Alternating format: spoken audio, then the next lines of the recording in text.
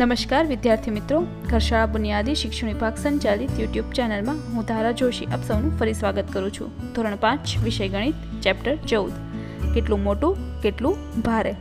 તમારા ગણિતના પાઠ્યપુસ્તકના page number 199 પર આ સવાલ આપેલો છે જે આજે આપણે જોવાનો છે।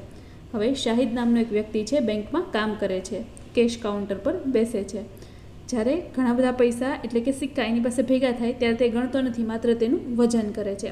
જો અહીં આકૃતિમાં તમને દર્શાવ્યું છે કેશ કાઉન્ટર પર પૈસા લેવા માટે શાહિદ છે બેસે છે અને એની પાસે ઘણા બધા જ્યારે સિક્કાઓ ભેગા થઈ જાય છે પૈસામાં ત્યારે એનું એ માત્ર વજન કરે છે અને ગણતો નથી, કારણ કે એમ કહે છે કે તોલવું છે વધુ આસાન છે। 5 રૂપિયાનો એક સિક્કો છે, એનું વજન છે માનો કે 9 ગ્રામ હોય તો એને થેલીનું વજન છે એ કહી દો તમે તો એ અંદર કેટલા સિક્કા છે એ કહી શકે છે। હવે અહીં આપણને 3 સિક્કા આપ્યા છે, 5 રૂપિયાનું, 2 રૂપિયાનું અને 1 રૂપિયાનું, અને આપણને સવાલ કર્યો છે કે શું તમે આ સિક્કાઓને હાથમાં લઈને કહી શકો કે કયો સિક્કો સૌથી વજનદાર છે।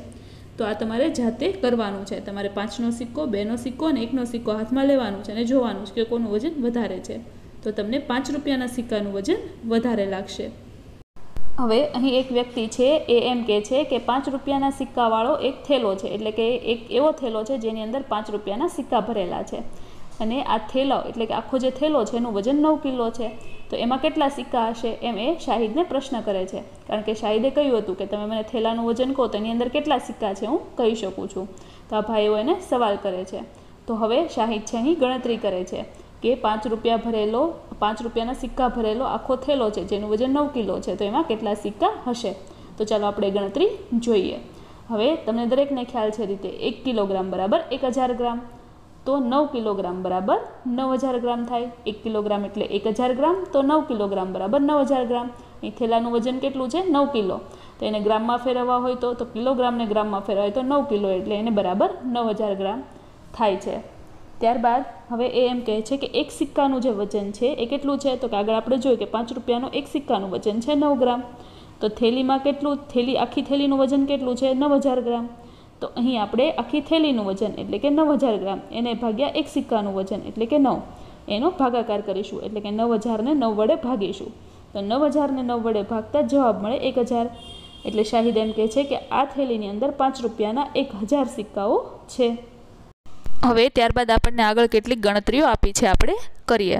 હવે આપણને અહીં કહ્યું છે કે 5 રૂપિયાના સિક્કાવાળી થેલી જે છે એનું વજન કરવામાં આવે તો તેમાં કેટલા સિક્કાઓ હશે। જો તેનું વજન 18 કિલોગ્રામ હોય તો પહેલો આપણને એ પ્રશ્ન આપ્યો છે કે 5 રૂપિયાના સિક્કાવાળી જે થેલી છે એનું વજન કરવામાં આવે તો એમાં કેટલા સિક્કા હોય જો થેલીનું વજન 18 કિલોગ્રામ હોય તો। આગળ આપણે જોયું હતું કે થેલીનું વજન એણે કીધું હતું 9 કિલો, હવે અહીં આપણને થેલીનું વજન કીધું છે 18 કિલોગ્રામ, તો હવે આપણે ગણતરી કરીને જવાબ આપવાનો છે। તો કે જો એક સિક્કાનું વજન અહીં છે 9 ગ્રામ, કારણ કે 5 રૂપિયાના એક સિક્કાનું વજન 9 ગ્રામ છે। હવે 18 કિલોગ્રામ એટલે 18000 ગ્રામ, જેમ 1 કિલોગ્રામ એટલે 1000 ગ્રામ, એમ અહીં 18 કિલોગ્રામ એટલે 18000 ગ્રામ એમ આપણે કહી શકીએ। તો અહીં આપણે કોથળીમાં કેટલા સિક્કા છે જાણવું હોય તો કોથળીનું કુલ વજન એટલે કે 18000 ગ્રામ એને ભાગ્યા આપણે એક સિક્કાનું વજન એટલે કે 9 કરવું પડે, એટલે કે 18000 ભાગ્યા 9 કરવું પડે। હવે 18000 ને 9 વડે ભાગો એટલે 9 દુ 18 અને 3 શૂન્ય એટલે કે 2000, અહીં આપણને 2000 જવાબ મળે। એટલે આપણે એમ કહી શકીએ કે જો 5 રૂપિયા સિક્કાવાળી થેલીનું વજન 18 કિલોગ્રામ હોય તો એની અંદર 5 રૂપિયાના 2000 સિક્કાઓ હોય। હવે ત્યારબાદ બી સવાલ છે કે જો 5 રૂપિયાના સિક્કાવાળી થેલીનું વજન કરવામાં આવે અને જો એનું આખી થેલી છે એનું વજન 54 કિલોગ્રામ હોય તો એની અંદર કેટલા સિક્કા હોય, તો બી સવાલનો જવાબ જોઈએ। હવે અહીં 5 રૂપિયાના એક સિક્કાનું વજન 9 ગ્રામ છે, તો અહીં આપણે થેલીનું વજન છે 54 કિલોગ્રામ। 54 કિલોગ્રામ એટલે કેટલા ગ્રામ થાય, તો કે 54000 ગ્રામ, કારણ કે 1 કિલો બરાબર 1000 ગ્રામ, તો 54 કિલોગ્રામ બરાબર 54000 ગ્રામ। હવે કોથળીમાં કેટલા સિક્કા છે જાણવા માટે આપણે 54000 ભાગ્યા 9 કરીશું, એટલે કે ટોટલ કુલ જે કોથળીનું વજન છે 54000 ગ્રામ એને ભાગ્યા 9 એક સિક્કાનું વજન જે છે 9 ગ્રામ, તો 54000 ભાગ્યા 9। હવે 54000 ને 9 વડે ભાગો એટલે 9 છક 54 અને 3 શૂન્ય એટલે કે 6000 જવાબ મળશે। એટલે આપણે એમ કહી શકીએ કે 6000 સિક્કાઓ હશે। હવે ત્યારબાદ સીમાં આપણને કહ્યું છે કે જો 5 રૂપિયાવાળી સિક્કાવાળી જે થેલી છે એનું વજન 4500 ગ્રામ હોય તો એની અંદર કેટલા સિક્કા હોય? તો જો અહીં આપણને કિલોગ્રામમાં નહીં પણ ગ્રામમાં જ આપ્યું છે, એટલે આપણી ગણતરી સરળ થઈ જશે. એક સિક્કાનું વજન છે 9 ગ્રામ અને આખી કોથળીનું વજન છે 4500 ગ્રામ. તો અહીં કોથળીનું વજન એટલે કે 4500 ગ્રામ, એને ભાગ્યા આપણે એક સિક્કાનું વજન એટલે કે 9, એટલે કે 4500 ભાગ્યા 9 કરીશું. 4500 ભાગ્યા 9 એટલે કે 4500 ને 9 વડે ભાગે, 9 પંચા 45 અને 2 શૂન્ય એટલે કે 500. તો આપણે અહીં છેદ ઉડાડીએ તો 9 પંચા 45 અને 2 શૂન્ય એટલે કે 500 જવાબ આવે. એટલે આપણે એમ કહી શકીએ કે આ થેલી જે છે 5 રૂપિયાના સિક્કાવાળી જે થેલી છે જેનું વજન 4500 ગ્રામ છે એની અંદર 500 સિક્કાઓ હશે. ત્યારબાદ ડીમાં આપણને કીધું છે કે એ થેલીનું વજન છે એટલે કે 5 રૂપિયાના સિક્કાવાળી થેલીનું વજન છે 2 કિલો અને 250 ગ્રામ. જો એટલું વજન હોય થેલીનું તો એની અંદર કેટલા સિક્કા હોય? તો અહીં આપણને ગ્રામ અને કિલોગ્રામ બંને આપ્યા છે. તો સૌપ્રથમ આપણે એક સિક્કો છે એટલે કે 5 રૂપિયાનો એક સિક્કાનું વજન 9 ગ્રામ. તો અહીં આપણને આખી થેલીનું વજન છે 2 કિલો. 2 કિલો છે એને આપણે ગ્રામમાં ફેરવીએ. 1 કિલો એટલે 1000 ગ્રામ, તો 2 કિલો એટલે 2000 ગ્રામ અને બીજા 250 ગ્રામ એટલે ટોટલ 2250 ગ્રામ થયું કોથળીનું વજન. કારણ કે 2 કિલો એના આપણે ગણ્યા 2000 ગ્રામ અને બીજા 250 ગ્રામ એટલે કે 2250 ગ્રામ કોથળીનું વજન છે. તો અહીં કોથળીનું વજન થયું 2250 ગ્રામ. તો હવે કોથળીમાં કેટલા સિક્કા હશે એ જોવા માટે આપણે કોથળીનું વજન એને ભાગ્યા એક સિક્કાનું વજન એટલે કે 2250 ગ્રામ એને ભાગ્યા 9 કરીશું. 2250 ભાગ્યા 9 કરીએ તો આપણને અહીં જવાબ મળશે 250. એટલે આપણે એમ કહી શકીએ કે 2 કિલોગ્રામ અને 250 ગ્રામ જો થેલીનું વજન હોય તો એની અંદર 250 સિક્કાઓ હશે. ત્યારબાદ ઈ સવાલમાં કહ્યું છે કે 1 કિલોગ્રામ અને 125 ગ્રામ જો થેલીનું વજન હોય તો એની અંદર 5 રૂપિયાના કેટલા સિક્કા હશે? એક સિક્કાનું વજન 9 ગ્રામ અને અહીં કોથળીનું વજન છે 1 કિલોગ્રામ ને 125 ગ્રામ. 1 કિલોગ્રામ એટલે 1000 ગ્રામ અને વત્તા બીજા 125 ગ્રામ એટલે કે 1125 ગ્રામ થયું કોથળીનું વજન ટોટલ. 1 કિલોગ્રામ એટલે 1000 ગ્રામ વત્તા 125, 1000 વત્તા 125 એટલે કે 1125 ગ્રામ. કોથળીનું વજન થયું 1125 ગ્રામ. અને હવે કોથળીમાં કેટલા સિક્કા છે એ જાણવું હોય તો આપણે 1125 ભાગ્યા 9 કરીશું. એટલે કે કોથળીનું વજન એને ભાગ્યા એક સિક્કાનું વજન એટલે કે 1125 ભાગ્યા 9. 1125 ને 9 વડે ભાગીએ તો જવાબ મળે 125. તમારા દરેક ભાગાકાર જાતે કરવાનો છે. એટલે કે અહીં આપણને 125 જવાબ મળ્યો. એટલે આપણે એમ કહી શકીએ કે 1 કિલોગ્રામ અને 125 ગ્રામ હોય તેવી જે થેલી છે એ જે થેલીનું વજન 1 કિલોગ્રામ અને 125 ગ્રામ હોય એની અંદર 125 સિક્કાઓ હશે. હવે ત્યારબાદ આપણને અહીં એક સવાલ આપ્યો છે કે 2250 ગ્રામને 2 કિલોગ્રામ અને 250 ગ્રામ લખી શકાય. સમજાવો શા માટે? હવે 2250 ગ્રામને આપણે 2 કિલોગ્રામ અને 250 ગ્રામ લખી શકીએ કારણ કે આગળ આપણે જોયું એમ 1 કિલોગ્રામ એટલે 1000 ગ્રામ.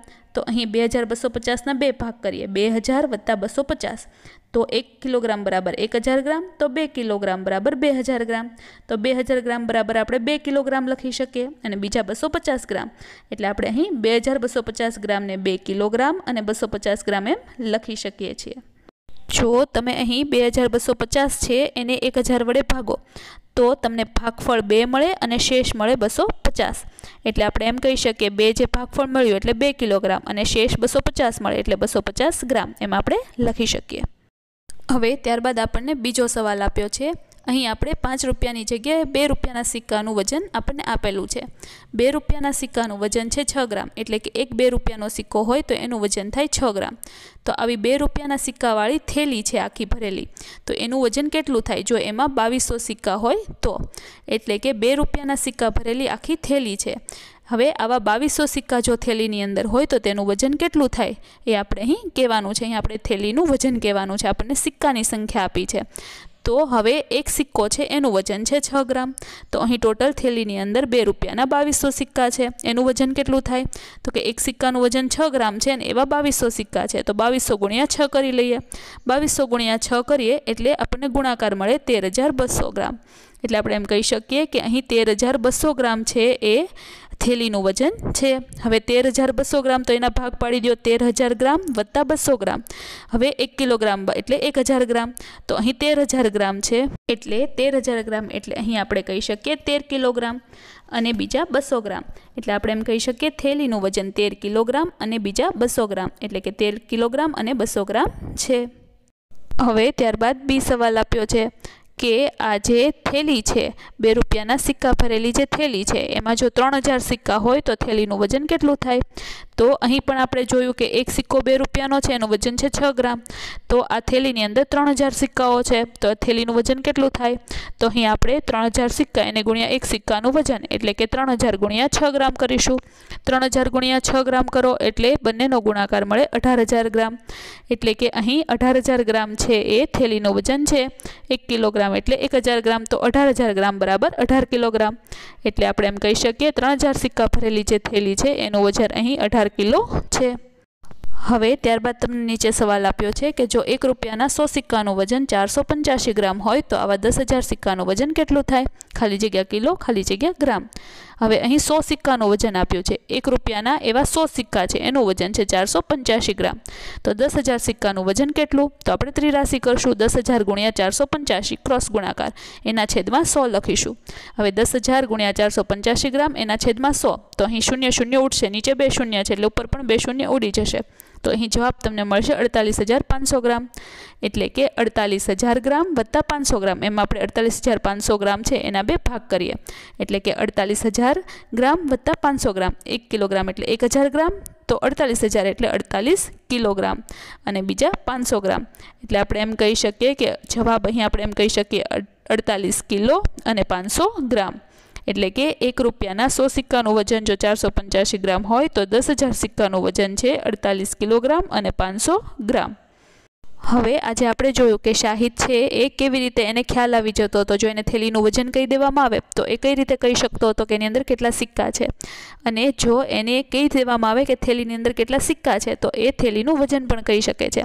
તો એ આપણે આજે ગણતરી કરીને કેવી રીતે ગોતી શકાય એ જોયું।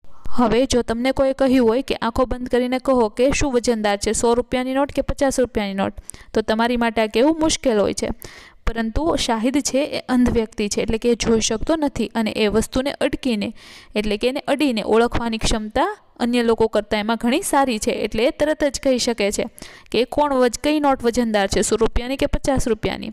હવે શાહિદ છે એણે એકવાર બેંકમાં એક નોટોનું બંડલ હતું, એને કંઈક વજનદાર લાગ્યું એટલે એણે મેનેજરને કહ્યું કે આને તપાસ કરાવો, અને મેનેજરે જોયું અને કીધું કે મને તો આમાં કંઈ તકલીફ નથી લાગતી, પણ તપાસ કરાવવાનો શાહિદનો આગ્રહ હતો એટલે એને તપાસ કરવામાં આવી અને મશીન મંગાવવામાં આવ્યું વજન કરવા માટેનું, અને જ્યારે નોટોનું વજન કરવામાં આવ્યું ત્યારે ખબર પડી કે નોટો અસલી નહોતી પરંતુ નકલી હતી, એટલે આ રીતે શાહિદે ખરેખર બેંકને બચાવી લીધી। હવે ત્યારબાદ આપણને અહીં કીધું છે શોધી કાઢો અને ચર્ચા કરો, તો અહીં આપણને જે 2 મુદ્દા આપ્યા છે એની આપણે ચર્ચા કરવાની છે। પહેલો સવાલ છે કે જે લોકો જોઈ નથી શકતા તે વિવિધ નોટો તથા સિક્કાને કેવી રીતે ઓળખે છે એ આપણે કહેવાનું છે।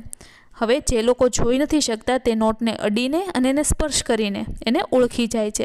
હવે નોટો ઉપર અમુક આકારો હોય છે, ત્રિકોણ, ચોરસ, ગોળ, લંબચોરસ।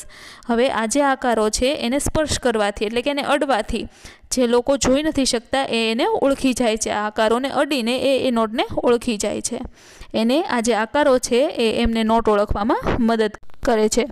હવે ત્યારબાદનો સવાલ છે 100 રૂપિયાની નોટ અસલી છે કે નકલી તે નક્કી કરવા માટે આપણે કઈ બાબતોનું ધ્યાન રાખવું જોઈએ એટલે કે કઈ બાબતો પર ધ્યાન આપવું જોઈએ। તો હવે 100 રૂપિયાની નોટ અસલી છે કે નકલી એ તમારે નક્કી કરવું હોય તો એની પર કેટલીક બાબતોમાં તમારે ધ્યાન રાખવું જોઈએ, જેમ કે નોટનો આકાર, કદ, પ્રિન્ટિંગ સ્ટાઇલ, કાગળ કેવું છે અને વોટરમાર્ક્સ, આ ઉપરાંત જે એની ચળકતી દોરી જેવી ઊભી લીટી હોય છે, આ બધી જ બાબતો ઉપર તમારે ધ્યાન દેવું જોઈએ, ત્યારે તમને ખ્યાલ આવી જાય કે 100 રૂપિયાની નોટ છે અસલી છે કે નકલી। હવે ત્યારબાદ તમને અહીં પ્રવૃત્તિ આપી છે, કાગળને કાપો। તમારે અલગ અલગ કલરના કાગળ લેવાના છે અને એમાં એક 30 અંશનો ખૂણો, 60 અંશનો ખૂણો અને 45 અંશનો ખૂણો બને એ રીતના 3 કાગળને તમારે કાપવાના છે। હવે કોણમાપકની મદદથી સૌપ્રથમ કાગળની અંદર તમારે આ રીતના ખૂણા બનાવી લેવાના અને ત્યારબાદ એ ખૂણા જે છે એને વ્યવસ્થિત તમારે કટ કરી લેવાના છે, જેમ આમાં કટ કરીને તમને દર્શાવ્યા છે એ રીતે। હવે અહીં બીજી પ્રવૃત્તિ તમને મીઠાઈનું ખોખું બનાવવાની આપી છે. તમારા પાઠ્યપુસ્તકમાં આ રીતની આકૃતિ તમે જોઈ શકો છો. હવે આ રીતની આકૃતિ તમારા પાઠ્યપુસ્તકમાં જે આપી છે એમાં જે ઘાટી રેખાઓ દોરી છે, એટલે જે ઘાટી લાઈન છે એની પરથી તમારે એ રેખાઓ છે એની પરથી તમારે એને કાપવાનું છે અને કોઈ એક જાડો કાગળ લઈ એના પર એ ચોંટાડવાનું છે.